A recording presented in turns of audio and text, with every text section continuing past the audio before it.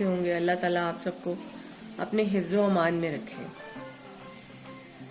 आज जो है ना, कल मैंने एक प्रोग्राम देखा यूट्यूब पे ही, जिसमें समोसा पट्टी का एनालिसिस हो रहा था। जो एंकर है वो, मैं नाम भूल गई उसका, आमतौर पे मुझे टाइटल और नाम याद नहीं रहते। तो जो एंकर है वो समोसा पट्टी जहाँ पे बनती है, फील्ड में जाके वो गंदगी, माहौल, जाले और गंदा सामान, उनकी पर्सनल हाइजीन, वो सब चीज़ें जो है ना हाईलाइट हो रही थी। तो वहाँ से मेरे माइंड में ख्याल आया कि मुझे क्यों नहीं समोसा पट्टी आपको घर पे बनाने का तरीका बता देना चाहिए। वैसे मैंने जब से कुकिंग शुरू की है, कई सालों से मैं समोसा पट्टी और जो छोटे साइज़ के समोसे होते हैं वो मैं घर में बना के फ्रीज कर लेती हूँ। तो मेरे गेस्ट के लिए वो स्पेशल आइटम होती है। जब भी आते हैं इंस्टेंटली जो है ना वो निकालो और फ्राई करो, और मुझे बहुत कन्वीनियंट रहता है वो चीज़ें, क्योंकि मेरा घर बहुत रिमोट एरिया में है। मार्केट जाने के लिए अच्छा खासा डिस्टेंस और आपको एक स्पेयर बंदा चाहिए। तो मैं ऐसे इंतज़ाम घर में करके रखती हूँ हमेशा से, और मेरे गेस्ट भी बड़े हैप्पी होते हैं कि जी गरम गरम चीज़ अवेलेबल होती है और फ़ौरन फ्रीज़र से निकाला और फ्राई किया और आपने सर्व कर दिया। तो चलें आज फिर हम बनाते हैं समोसा पट्टी को बनाने का तरीका जो है ना, वो मैं जो उसकी की पॉइंट है वो आपको बताऊंगी। ये आटा जो है ना, मैदा बेसिक आपको इसके लिए चाहिए। आप उसको हाथों से बड़ी आसानी से गूंद सकते हैं। मैं कुछ और काम कर रही हूँ और आजकल तबीयत ठीक नहीं है, फ्लू और बुखार है, जिसकी वजह से मैं इसको जो है ना मशीन से आटा गूंदने लगी हूँ। आज जल्दी हो जाएगा सिर्फ। तो आटा आपने जितना भी लेना है, ऑलमोस्ट आप अगर 50 समोसे आपने बनाने तो उसके लिए आपको आधा किलो मैदा इनफ होगा, जिसमें से आप हाफ जो है वो गूंद लें और खुश्के के लिए थोड़ा सा रख लें। हाफ से ज़्यादा गूंद लें, खुश्के के लिए थोड़ा सा रख लें। तो अभी मैं अंदाजे से मैदा जो है ना वो मशीन में डालूंगी, ठीक है। और फिर इसके जो है वो हम पानी डाल के मशीन चला देंगे तो आसानी से मैदा जो है वो गूंदना शुरू हो जाएगा।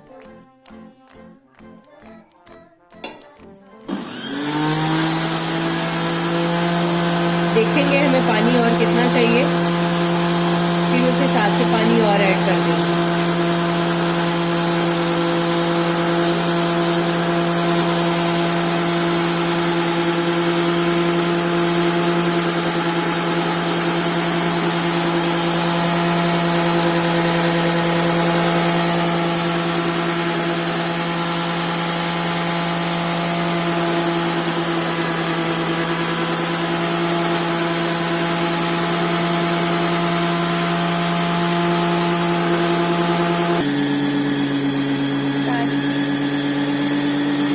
मैदे में हम और कोई चीज़ नहीं डालेंगे, सिर्फ जो है ना नमक डालेंगे।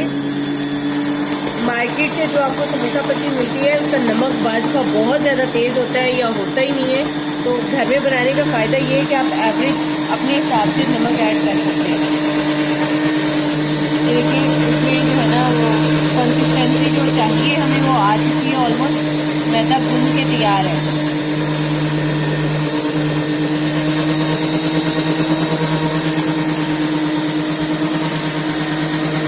चेक करते हैं, ये देखें मैदा तैयार है। जितनी सॉफ्टनेस हमें इसकी चाहिए ठीक है। तो मशीन को ऑफ करेंगे। अब अगला प्रोसीजर मैं आपको दिखाऊंगी। आटे के हमने छोटे पेड़े बना लिए इस साइज में, और उसके बाद ये रोटियां छोटी साइज में रोटियां बेल ली। अब ये स्टेप समझने वाला है। यहाँ पे हम इनको बेलने के बाद फिर से ज्वाइन करेंगे और इसके दरम्यान में हम लगाएंगे घी। हमने ऑयल नहीं लगाना, घी लगाना है, क्योंकि जब हम इनको कुक करके सेपरेट करेंगे तो फिर घी की वजह से ये अच्छी तरह सेपरेट होंगी। तो अभी इनके ऊपर घी लगाते हैं।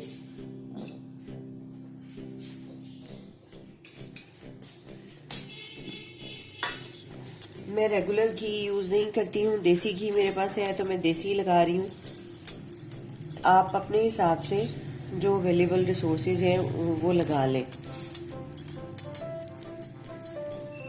इस तरह आपने अच्छी तरह लगाना है, क्योंकि जब हम इनको कुक करेंगे तो फिर ये सेपरेट, जितना अच्छा लगा होगा उतना ही अच्छा सेपरेट होंगी। बस इनको यूं जॉइन कर लें।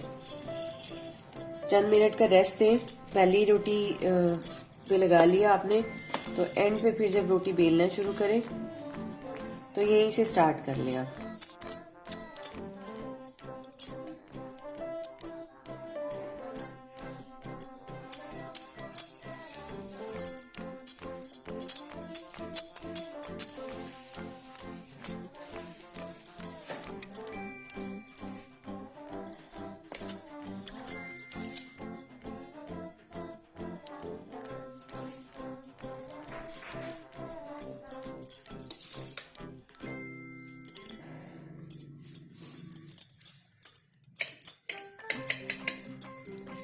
पहली रोटी से स्टार्ट करेंगे।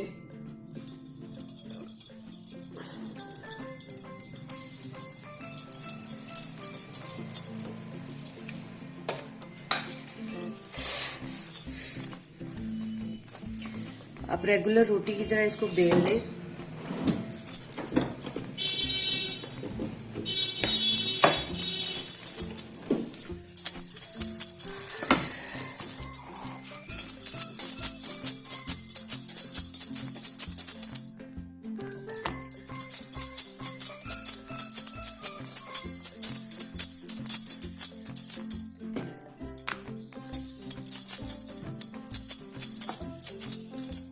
दूसरी साइड पे आपका तवा गरम होना चाहिए, तो मैंने तवे के नीचे चूल्हा जला दिया है।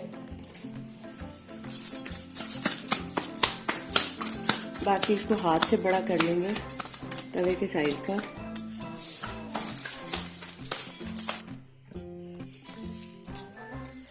अगर तवा आपका गर्म होगा तो रोटी जो है ना वो स्लिम नहीं होगी, फौरन ही पकना शुरू हो जाएगी। तवा ठंडा होगा तो ये मैदा है, ये सिकुड़ जाएगी रोटी।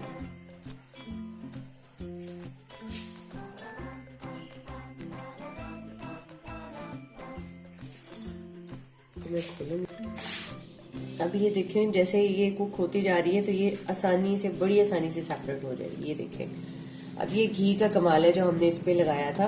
अगर घी अच्छी तरह लगा हुआ है तो ये बहुत आसानी से सेपरेट हो जाएगी।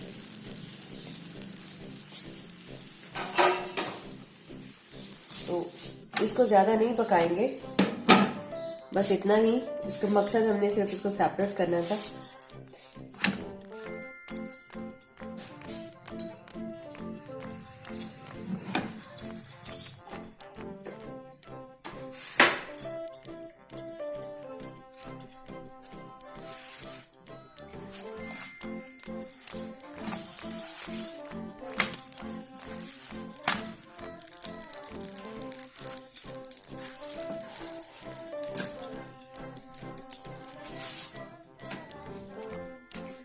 रोटियों को आप एडजस्ट कर लें। अब हम इसकी पट्टियों की कटिंग करेंगे।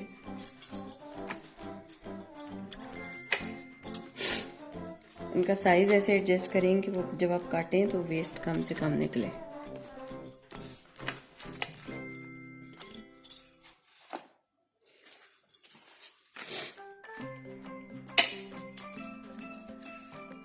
ये फटी हुई है, निकालते हुए फट गई है तो कोई मसला नहीं है, एडजस्ट हो जाएगी या कटिंग में निकल आएगी।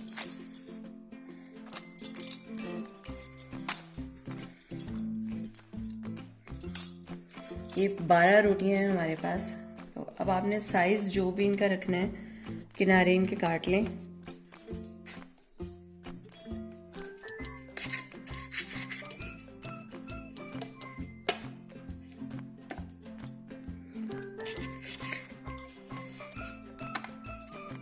साइज आपने, मैं ऊपर नीचे से नहीं काटूंगी, साइज आपने इसका जो भी समोसे का रखना है उस हिसाब से। तो ऑलमोस्ट मैं कोशिश करूंगी इसमें से 3 या 4 पोर्शन निकाल सकूं।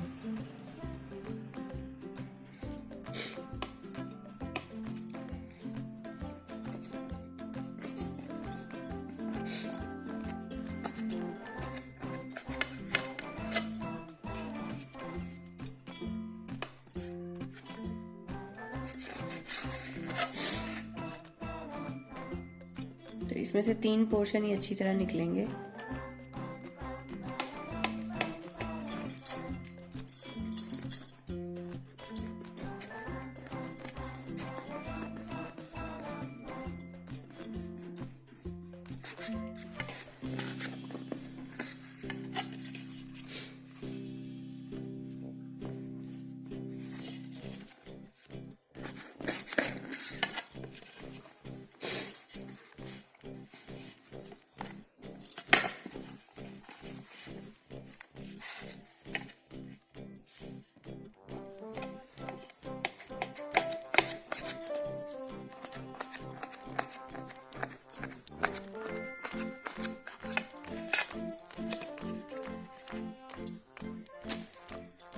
तो अब देखते हैं, 6 रोटियां थी और 6 सॉरी 12 और 12 24 और फिर 12, तो 36 समोसे बनेंगे सिर्फ 12 रोटियों में से। अब इसके साथ ही मैं आपको ये भी बता देती हूँ समोसा बनाना कैसे है। रोल इस पट्टी से, ये देखें, मैं इसकी लेंथ कम नहीं करूँगी। आप मार्केट से जो लेते हैं वो उसकी लेंथ छोटी होती है। मैंने फिलिंग पहले से बना के रख ली है, तो आज मैं फिलिंग पे नहीं बना रही वीडियो, मैं समोसा पट्टी पे बना रही हूँ।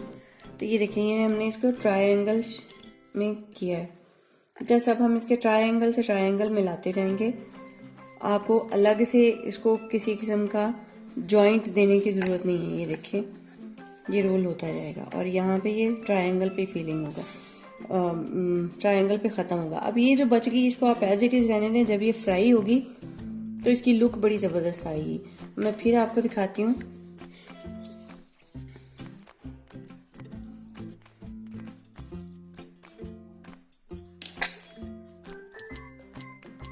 इसके साइज के हिसाब से आप बैटर लें, ठीक है। कोने से कोना मिला दें। इतना फिक्स करने की भी ज़रूरत नहीं है। जब आप इसको रोल करेंगे तो एडजस्ट हो जाएगा। ये देखें, ऑटोमेटिकली उसके अंदर एडजस्ट हो रहा है।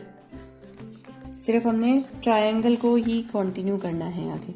ये देखें, अब आप इनको एज इट इज़ बना के फ्रीज कर लें। जब निकालने हों, फ्राई करने हों, निकालें। और फ्रीज किए होंगे तो ये ऑटोमेटिकली ये शेप ले लेगा, जम जाएगा। जब आप फ्राई करेंगे तो खुलेगा नहीं, क्योंकि फ्राई होते ही ऑयल में जाते ही गर्म ऑयल में ये अकड़ जाएगा। तो आपको अलग से इसको बाइंड करने की ज़रूरत नहीं है।